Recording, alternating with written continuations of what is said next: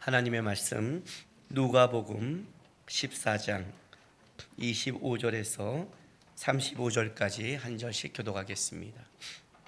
수많은 무리가 함께 갈새 예수께서 돌이키사 이르시되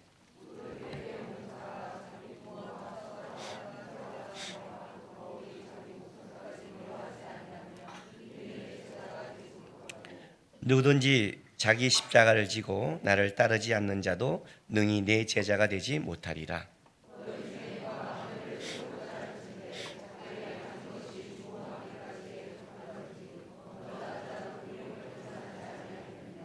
그렇게 아니하여 그 기초만 쌓고 능히 이루지 못하면 보는 자가 다 비웃어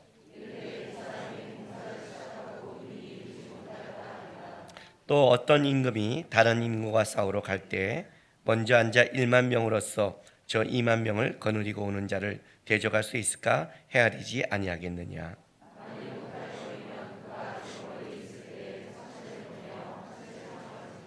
이와 같이 너희 중에 누구든지 자기의 모든 소유를 버리지 아니하면 능히 내 제자가 되지 못하리라.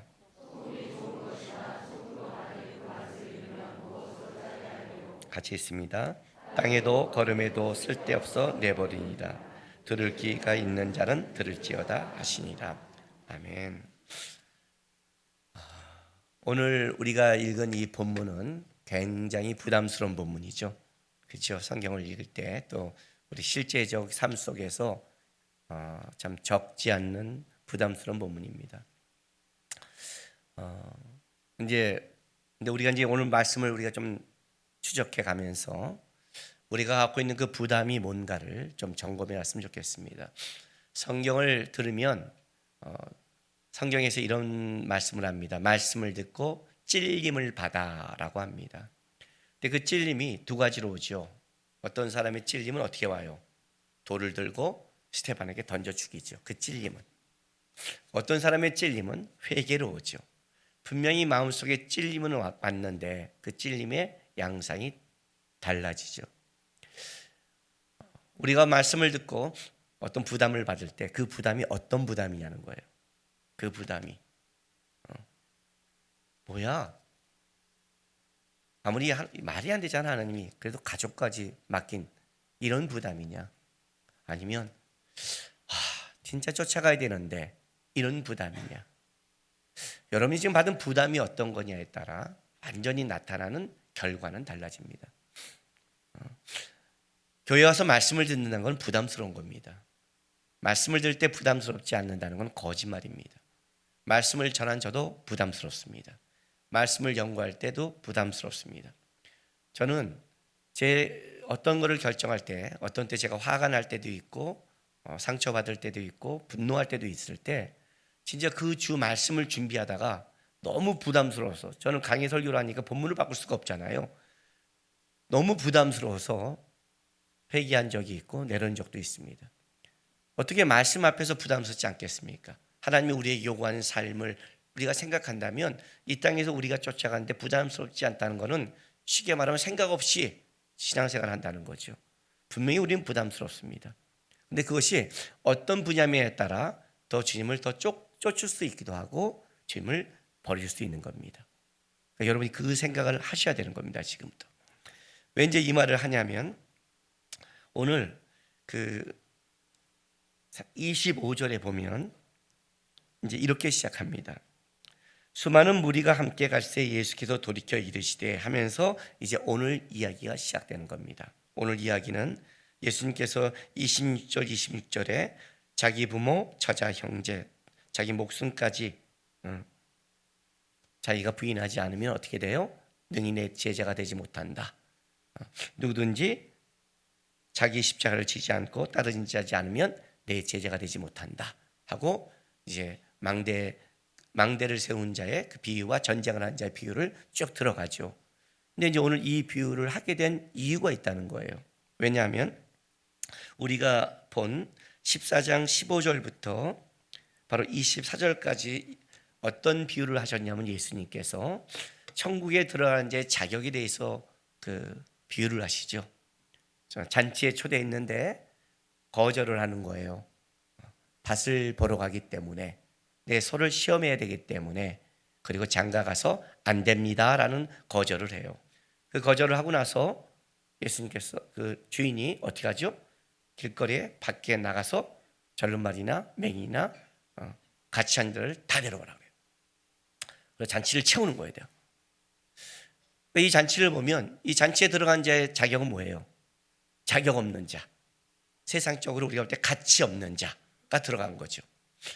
세상적인 자격이 있다고 생각하는 자. 나도 내 가치가 있는 내 것, 내 밭, 내 소, 내 가정 생각하는 사람은 안 들어갈 수 있다는 거예요. 근데 이렇게 이 본문을 보면 천국은 가치 없는 자가 들어가는구나 라고 하면 천국의 느낌이 어떠냐면 야 거기는 아무나 들어가는 가치 없는 곳이네 라고 이해할 수 있는 거예요. 근데 아니라는 거죠. 그들을 그렇게 초대했다 해도 그것이 너희 밭과 너희 가정과 너희 소와 너희가 추구하는 것보다 훨씬 가치가 있는 것이다. 훨씬 가치. 네가 그 가치를 몰랐기 때문에 네 걸 보러 간 거지. 네가 그 가치를 몰라서. 네가 보기에 본다고 생각하고 네가 보기엔 네가 잘났다고 생각해서 모르는 거지. 사실 그 천국의 가치는 대단하다. 그 이제 우리가 천국배에서 본 그 어떤 상인이 그 값진 진주를 사기 위해 자기 모든 소유를 다 자기 걸 다 팔 만큼 거기는 가치가 있는 것이다. 네가 가치를 모를 뿐이다. 사실은 이 문제가 굉장히 중요한 거예요. 왜냐하면 예수님께서 이제 마지막 예루살렘 여행을 하면서 그 하나님의 나라의 시작을 이제 완전히 실현시키려고 십자가의 길을 가지고 있는 거예요. 그리고 그 얘기를 하는 와중에 지금 어떠냐면 많은 무리가 따라가요. 알다시피 여러분 예수님의 이 많은 무리는 예루살렘에 들어가기까지 거까지입니다. 호산나 다윗의 자손이여 하며 종려나무를 들 때까지지. 이 많은 사람들은 어떻게 바뀌냐면 예수를 십자가에 못 박으라고 바뀌기 시작합니다. 그 십자가의 길은 많은 사람이 갈 수 없는, 베드로마저도 내가 죽기까지 주를 따르겠습니다 하는 그 길은 절대 갈 수 없는, 그게 바로 십자가의 길입니다. 그러면 이 많은 무리가 지금 예수님을 쫓는다면, 예루살렘만 이 길을 간다면 이들은 진짜 예수님의 가는 길을 제대로 이해하고 가는 겁니까? 아니면 이해하지 못하고 가는 겁니까? 이해하지 못한 거죠. 그죠? 우리도 이해하지 못하니까 이렇게 헛된 눈빛을 보내고 있잖아요. 이해하지 못하는 거예요. 많은 무리가, 그러니까 보세요. 오늘 보면 수많은 무리가 함께 갈새. 수많은 무리가, 예? 왜 따라갈까요 도대체 예수님을? 이 무리가. 여러분 예수님을 왜 따라가나요? 26절 27절 진짜 이 사람들은 자기 부모 처자 형제 다 자기 목숨까지 미워하고 버리고 그리고 진짜 쫓아가는 자일까요? 진짜일까요? 아니라는 거죠. 그래서 뭐예요? 예수께서 돌이키사 이르시되 해서 이 비유를 할 수밖에 없는 거예요. 저한테 어떤 청년이 와서 신학을 하겠다고 이렇게 하면 어떨까요? 라고 물었습니다. 제가 그래서 이렇게 말했습니다. 신학? 뭐 부르심이 있으면 좋지. 명예롭고 가치가 있지. 근데 내가 너한테 한 가지 물어보고 싶은 게 있는데 대답할 수 있겠니? 그랬더니 뭐예요? 그래서 내가 100만 원 갖고 살 수 있니? 예? 둘이 100만 원 갖고 버티고 살 수 있겠어? 평생을 성도 20명 갖고 살 수 있겠어? 아이를 키웠는데 학교를 못 보내는 그런 어려운 상황이 와도 그 자리를 지킬 수 있겠니? 그래요. 내가 그러면 좀 당황해요. 사실 이게 신학의 길이거든요. 신학의 길. 여러분 사업하는 사람이 모두가 삼성, LG 된다고 생각하는 건 이건 미친 거죠. 그렇지 않아요? 물론 바라볼 수는 있지만 대부분 그렇지 않죠. 대부분 이름 있는 큰 교회 목사님 된다. 그걸 바라보고 시작하면 그건 야망이죠. 너 할 수 있겠니? 제가 물어봐요. 우리 하람이가 초등학교 때 축구를 잘했어. 운동신경이 뛰어난 애니까. 그 나이 또래는 잘하죠. 걔는 일단 잘 뛰니까. 무지하게 잘 뛰니까.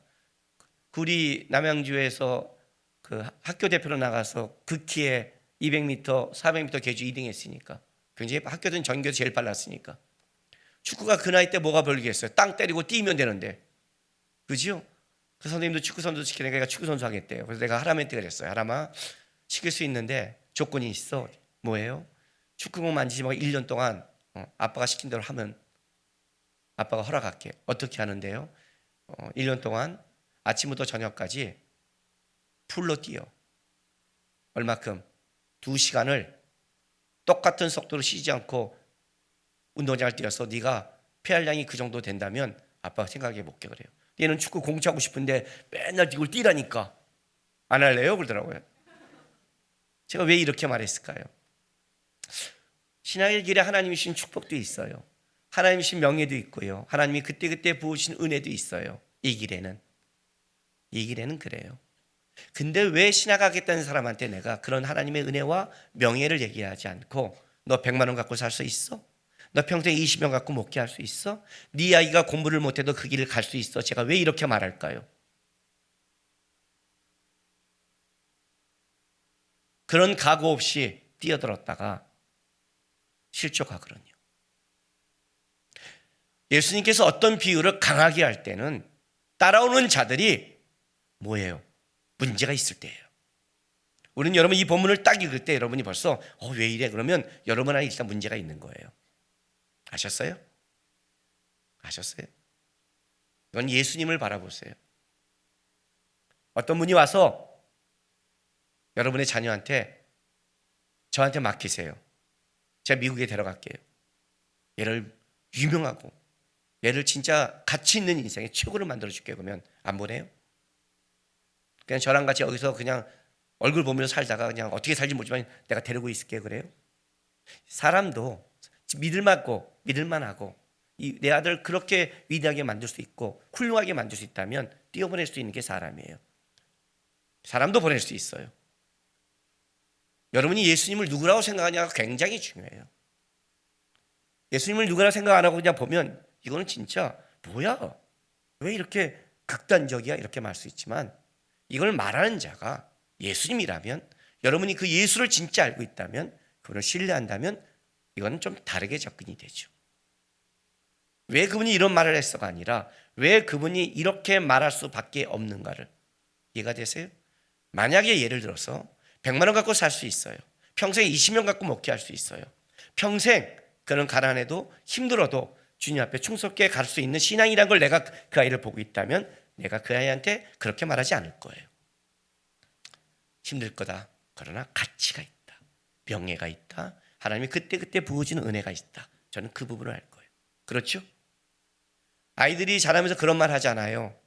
왜 엄마는 맨날 공부하라고 그래? 공부를 안 하니까. 그죠? 공부 안 하면 어떻게 나와? 이렇게 컴퓨터 하지 마. 핸드폰 보지 마. 축구하지 마. 축구도 하지 말래? 왜요? 해야 될 걸 안 하고 있으니까. 공부하고 싶으면 엄마가 뭐라고 그래요? 쉬어라. 머리 식혀라. 안 그래요? 어떻게 예수님이 여러분에게 얘기하는 것은 실제는 우리의 상태에 따라 달려져 있죠. 수많은 무리가 마지막 십자가의 길을 따라가요. 이 무리는 어떤 생각을 하고 예수를 쫓고 있을까요 도대체? 그래서 나온 본문이에요. 그래서 나온 이야기예요. 이해가 되세요? 베드로는 죽기까지 쫓겠다고 그랬어요. 물론 못했지만 갈 수 없는 길이었지만 이게 굉장히 중요한 거예요. 예수를 어떻게 보고 있냐. 오늘 이 본문은 여기서 시작되는 거예요. 그래서 예수님께서 가장 중요한 걸 강력하게 얘기하는 거예요. 자, 이렇게 되는 거죠. 26절 27절. 물은 내게 오는 자가 자기 부모와 처자와 형제와 자매와 더욱 자기 목숨까지 미워하지 아니하면 능히 내 제자가 되지 못하고 누구든지 자기 십자가를 지고 나를 따르지 않는 자도 능히 내 제자가 되지 못하리라. 자, 보세요. 재밌는 표현을 썼어요. 반복이 강조죠.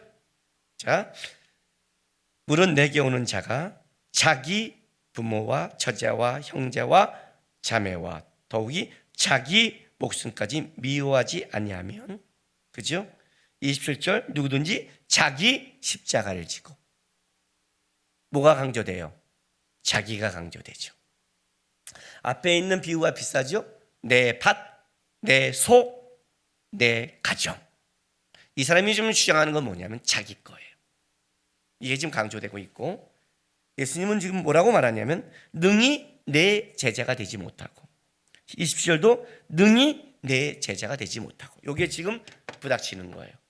자기 거를 강조하는 자는 예수의 것을 강조하지 않는다예요. 지금 너가 가지고 있는 게 자기 거냐 예수님이 것이냐예요. 여기 미워하지 않는 이 본문, 좀 하여튼 예수님도 우리 하여튼 마음에 걸리는 단어 다 써요. 저는 이런 예수님이 좋아요. 마태복음 10장 37절 보세요.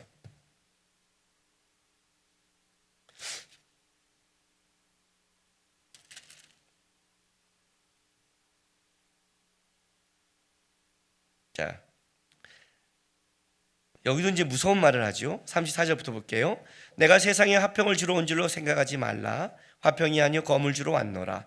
내가 온 것은 사람이 그 아버지와 딸이 어머니와 며느리가 시어머니와 불화하게 하려 함이니 사람의 원수가 자기 집안 식구니라. 아버지나 어머니를 나보다 더 사랑한 자는 내게 합당치 아니하고 아들이나 딸을 나보다 더 사랑하는 자도 내게 합당치 아니하며. 여기는 어떤 표현을 썼냐면 더 사랑하는 자라는 표현을 썼어요. 미워한다고 부정적인 표현을 쓴 게 아니라. 그렇다면 이건 이렇게 해도 되는 거예요. 다시 누가복음에 돌아가면 26절, 물은 내게 오는 자가 자기 부모와 처자와 형제와 자매와 더욱이 자기 목숨까지 뭐예요? 더 사랑하지. 이게 이렇게 표현을 해도 돼요. 이게 좀 우리에게 부드러운 표현이겠죠. 그죠? 야, 니네 부모와 니네 형제와 자매를 나보다 더 사랑하면 안 돼. 이건 예수님이 주권자로서 이렇게 표현을 느낌이 오잖아요. 근데 이 표현을 미워라는 더 우리를 뭐랄까요? 좀 가슴을 긁을 만한 표현을 썼다는 거예요. 이런 단어를 썼을 때는 뭐냐면 속의 것을 보고 싶은 거예요. 속의 것을. 완전히 버린 자는 긁을 게 없으니까. 내가 뭔가 가슴속에 붙잡은 자는 걸릴 테니까. 결국 내 마음속에 뭐가 있냐에 따라 걸리고 안 걸리고가 결정나니까. 예수님이 아주 강력하게 쓰는 거예요. 많은 무리에게. 이 십자기를 쫓아가는 많은 자에게 너 지금 어떤 생각을 하고 날 쫓고 있니? 진짜 자기 형제, 부모, 처자 다 버리고 쫓니? 그리고 니네 목숨까지 내놓고 날 쫓는 거니? 나는 그렇게 이 길을 가고 있는데, 나는 하나님을 버리고 이 땅에 왔는데, 나는 내 목숨을 드리고 이 길을 가고 있는데 지금 내가 가는 이 길을 너희는 어떤 눈으로 보기에 이렇게 많은 무리가 당당하게 올 수 있니? 라고 지금 말을 묻는 거예요. 그리고 나서 비유를 말씀하세요. 두 가지 비유를 하죠. 자, 28절부터 32절까지 두 가지 비유를 합니다. 자, 너희 중에 누가 망대를 세우고자 할진대 자기의 가진 것이 준공하기까지에 족할는지 먼저 앉아 그 비용을 계산하지 아니하겠느냐. 그렇게 아니하여 그 기초만 쌓고 능히 이루지 못하면 보는 자가 다 비웃어 그들이 비웃기 시작할 것이다. 진짜 비웃는 거예요. 자, 이거는 망대 세우는 자인데 이거죠. 그럼 너희가 뭔가 건축을 하고 뭔가 세울 때 계산하지 않겠니?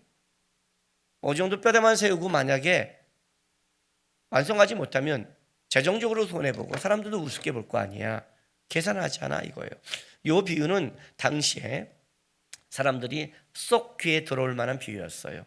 왜냐하면 헤롯 일가가 백성들에게 환심을 하기 위해서 곳곳에 건축물을 시작했어요. 그 당시에. 그런데 대부분이 미완성으로 끝나서 그때 백성들이 헤롯 일가를 조소하고 비웃은 실제 상황이 있는 거예요. 그러니까 너무 느낌이 오는 거죠. 딱 오는 거죠.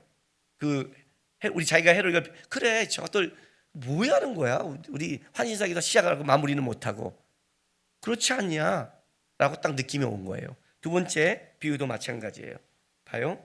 또 어떤 임금이 다른 임금과 싸우러 갈 때 먼저 앉아 1만 명으로서 제 2만 명을 거느리고 오는 자를 대적할 수 있을까? 헤아리지 아니하냐. 헤아리자, 깊이 생각하다, 의논하다예요. 전쟁을 하면 신호도가 진짜 의논하지 않겠냐. 야, 계산해봐. 이길 수 있어 없어? 그죠? 그걸 하고 전쟁을 시작할 거 아니에요. 이것도 당시에 많은 사람들이 쉽게 이해했어요. 왜냐하면 헤롯 안디바가, 세례 요한을 죽인 헤롯 안디바가 헤로디아를 자기가 결혼을 하고 싶어서 첫 번째 정실과 이혼을 해요.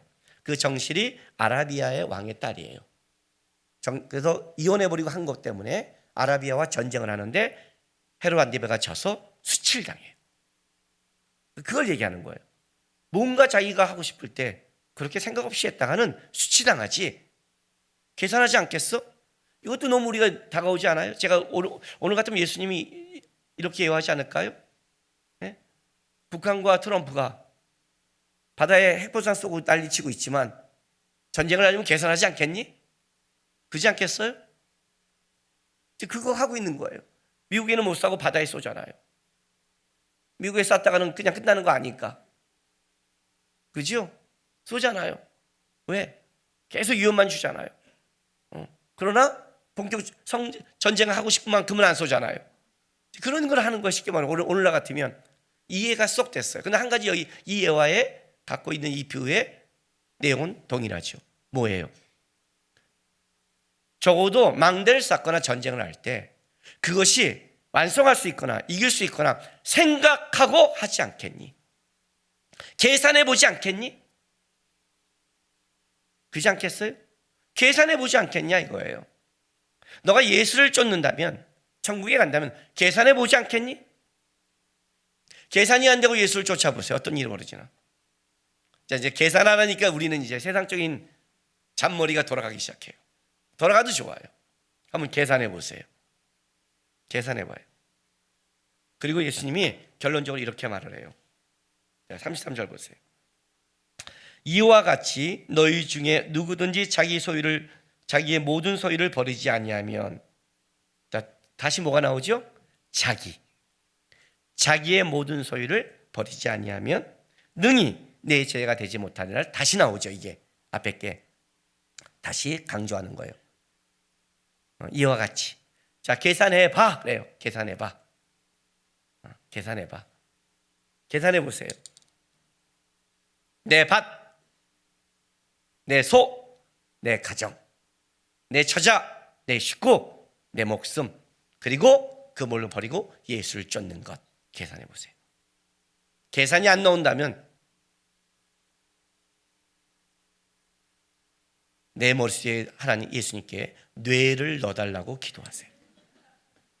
뇌를 넣어달라고. 35절 보세요. 그 마지막 비유를 하나 더 들어줘요.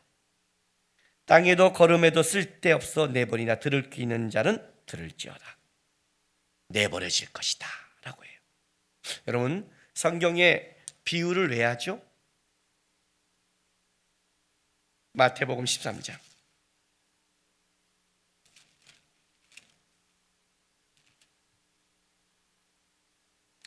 비유는 두 가지 이유 때문에요. 13장 14절 15절. 10절에 13장 10절에 제자들이 묻습니다. 네 가지 땅에 떨어진 그 밭 비유, 씨를 비유를 했더니 제자들이 예수께 나와 이르되 어찌하여 그들에게 비유로 말씀하시나이까 해서 이 비유로 하신 이유를 예수님이 설명하는데 14, 15절에 이사야의 예언이 그들에게 이루어졌으니 일러스되 너희가 듣기는 들어도 깨닫지 못할 것이요 보기는 보아도 알지 못하리라. 이 백성들의 마음이 완악해져서 그 귀는 듣기에 둔하고 눈은 감았으니 이는 눈으로 보고 귀로 듣고 마음으로 깨달아 돌이켜 내게 고침을 받을까 두려워합니다. 자, 비유의 첫 번째가 하신 이유가 뭐라고요? 깨닫지 못하게 하기 위해서. 왜? 말씀들이 항상 이렇게 말하거든요. 우리는 하나님의 말씀을 알아, 깨달아. 우리는 천국의 것을 보고 있어. 우리는 하나님의 걸 쫓고 있어. 진짜? 비유로 말해준 거예요. 깨달을 수 있는 건지, 쫓고 있는 건지, 알고 있는 건지. 인간의 지혜로 할 수 없다는 거죠. 그래서 깨닫지 못하게 비유를 해요. 그러나 비유의 또 한 가지는 뭐냐면 13장 34, 35절 보세요. 가라지 비유로 하시고 나서 예수께서 이 모든 것을 무리에게 비유로 말씀하시고 비유가 아니면 아무것도 말씀하지 아니하시니 이는 선지자를 통하여 말씀하신 바 내가 입을 열어 비유로 말하고 창세로부터 감추인 것을 드러내리라. 자, 비유로 말한 이유가 뭐라고요? 쉽게 설명해서 창세로부터 말한 계시를 드러내려고. 그러니까 귀는 자는 들을지어다가 이 말이에요. 어떤 자에게는 뭐예요? 이것이 깨닫게 하기 위해서. 어떤 자, 교만하고 붙잡은 자에게는 무지하기 위해서. 주님 앞에 섰을 때 몰랐어요. 그래, 네 머리가 그거밖에 안 돼. 그런데 네가 네 거를 찾겠다고?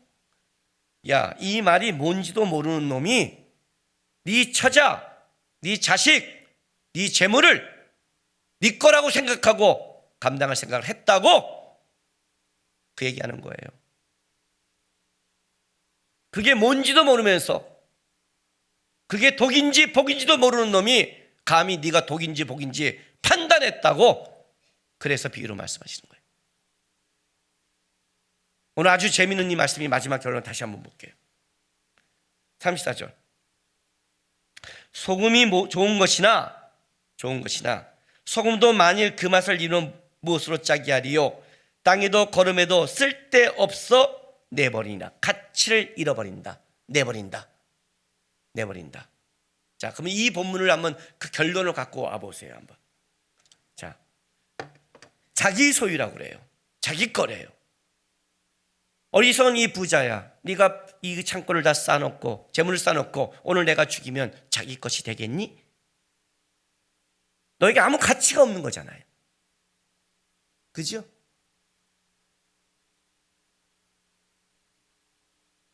여러분의 부모 그렇게 아끼세요? 오늘 밤 데려가면 여러분이 붙잡아서 데려간 거 아니에요? 가치가 없는 자는 하나님이 이 땅에 남겨둘 이유도 없으니까. 무서우세요? 신앙을 점검해 보세요. 자기 거라고 여긴 거를 과연 자기가 책임질 수 있는 능력이 있는 것인가? 우리 삶 속에 내가 책임질 수 있는 게 무엇인가 도대체? 뺏긴다고 생각하지 마세요. 이게 우리의 갖고 있는 탐욕에서 시작되는 거예요. 그러니까 우리는 이해를 못해요. 지금도 저는 이런 질문을 받아요. 제 설교를 들은 사람들한테 가끔 만나다 얘기하다 보면 우리 하람이가 군대에서 살인진에게 물려갖고 죽을지 모른다고 전화가 왔다고 그랬잖아요. 토요일 날에 우리 아내만 보내고 저는 안 내려갔잖아요. 어떻게 안 내려갈 수 있냐요? 자식이 죽을 수 있는지 모르다고 급하게 내려오라고 그랬는데. 그런 질문을. 그래도 주일에 예배 부목상 하는데 한 번 부탁한다고 성도들이 이해할 텐데 왜 안 가겠냐요? 제가 우리 성도에게 말씀을 전하는 게 내 사명이야 하는 사명감에 불타올라서요? 예, 조금은 있었어요. 또 없어요 그러면 또 여러분이 날 이상해 볼 테니까. 왜 안 갔을까요, 여러분? 내가 내 자식을 사랑하지 않아서? 아니요, 사랑해요. 사랑해요. 제가 그날 저녁 때 뭐라고 기도했는데요, 우리 하나님 앞에. 하나님, 주님을 배워오면서 내 삶 속에 여러 가지 상황 속에 주님을 배웠습니다.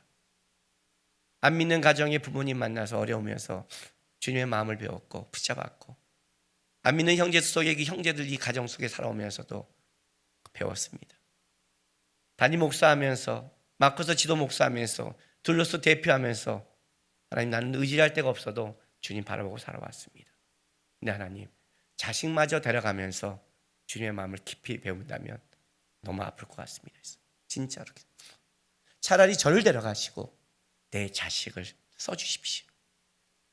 그 자식이 하나님의 마음을 알고 가면 저를 데려가는 게 좋고 고맙게. 그 기도했어요, 진짜. 그날 밤에. 다시 그러지 않겠어요? 근데 왜 안 갔을까요, 여러분? 수술실에 들어가 본 경험이 있으세요? 저는 탈장 때문에 수술을 받으러 들어간 적이 있어요. 수술실에 들어가는데 아무도 못 들어와요. 자, 우리 아들을 수술실에 집어넣어요.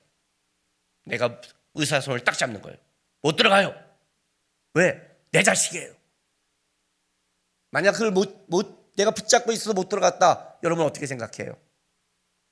내가 미친놈이죠. 와, 그 아버지의 사랑이 진짜 깊다, 이렇게 말할 거예요? 왜 내가 의사한테 우리 아들을 넘길까요? 그거는 내가 책임지지 못할 거니까. 얘를 살리면 의사한테 맡겨야 되는 거니까. 내 손에 없는 걸 인정해야 되는 거니까. 우리 영화 보면 이런 거 있지 않아요? 빌딩에 불이 났어요. 막 옥상까지 올라갔어요. 헬리콥터가 와요. 한 사람밖에 못 타요.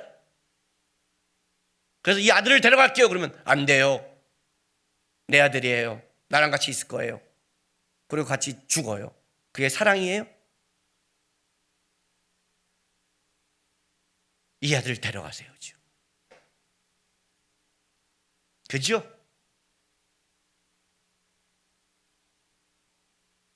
그 사람한테 내 아들을 맡겨야 되잖아요. 내 아들을 부탁합니다 해야 되잖아요. 내 아들 꼭 살려주세요라고 얘기해야 되잖아요. 내가 할 능력과 실력이 없잖아요. 그 얘기하는 거예요 지금요. 이 땅에서 너가 자기라고 할 수 있는 게 뭐가 있냐는 거예요. 네가 책임질 게 뭐가 있니? 주님을 더 사랑하면 얘를 버리는 것 같니? 아니요. 그때 내가 할 수 있는 건 한 가지밖에 없어요. 가서 내 아들을 위로하는 것보다 내 아들을 주님께 맡기는 게 저는 살리는 길이라고 생각했어요. 거기 가서 그 아들 같이 울고 있는 것보다 여기서 내가 무릎 꿇고 기도하는 게 주님을 움직이는 길이라고 저는 생각했어요. 내가 뭐 더 충성스럽고 대단해서 나는 이 설교단을 아들보다 지켜, 그런 거 아니에요. 이 설교단을 지키는 거는 내 손에 없습니다. 하나님, 나는 의사도 지금 휴가가 됩니다. 그러나 하나님은 그 자리에 있을 거 저는 믿습니다. 내 아들이지 아니라 하나님의 아들을 저는 믿습니다. 저도 이렇게 사랑한다면 하나님은 그 아들을 더 사랑할 거라고 저는 믿습니다. 그래서 하나님 드립니다. 이해가 돼요? 하나님을 더 사랑한다는 게 이 아들을 살릴 수 있는 길이란 걸. 왜? 이 아들의 목숨은 우리 하나님 손에 있는 거니까. 이 아들의 장래도 하나님 손에 있고 이 아들의 인생도 하나님의 손에 있는 거를 난 알고 있으니까. 근데 왜 이런 표현을 썼을까요? 그게 하나님이 주었다는 것, 하나님의 손에 있다는 걸 모르니까 어떻게 돼요? 더 강력한 표현을 쓰는 거야, 이 무리한테. 그 쫓는 게 욕심이니까, 바보니까 미워하라는 거죠. 그게 걔를 살리는 거야. 네 사랑으로 아무것도 못해요. 그 얘기를 지금 하는 거예요. 왜? 쓸모없게 만들어버리니까. 오늘 우리가 아기 안고 축복을 했어요. 누가 이 땅에 보냈을까요? 하나님이 보내줬죠. 누가 이 아이를 키울까요? 하나님이 키우는 거예요. 누가 이 아이를 사용할까요? 하나님이 사용하는 거예요. 누가 이 아이의 인생을 가치 있게 만들까요? 하나님이 가치 있게 만드는 거예요. 하나님이 가치 있게 만드는 거예요. 그러면 어떤 싸움을 해야 돼요? 자꾸 하나님께 드리는 싸움을 하잖아요.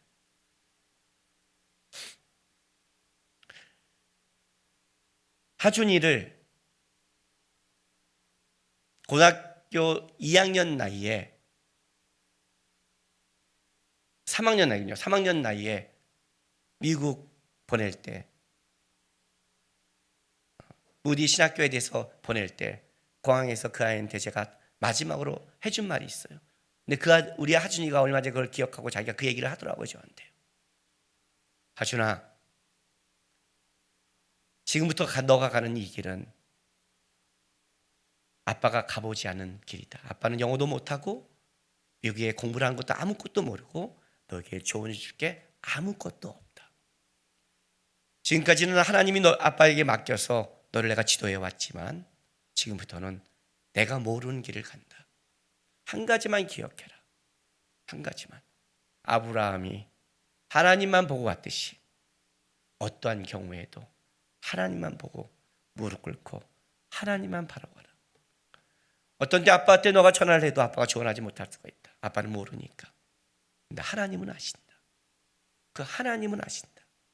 그 하나님을 사랑하라고 했어요. 이해가 되세요? 하나님을 사랑하는 법을 갖춰야죠. 하나님을 사랑하는 게 다른 걸 미워하는 거예요.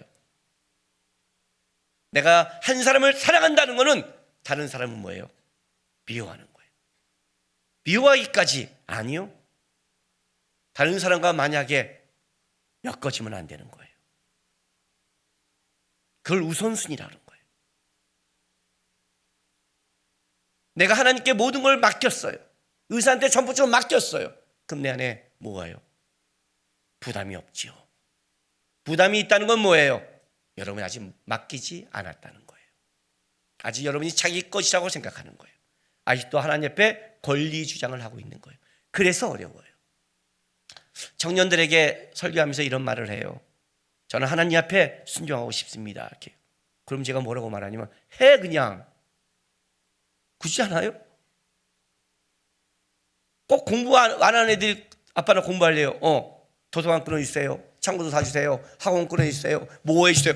더럽게 말이 많죠. 아니 충성하면 충성하면 되잖아요.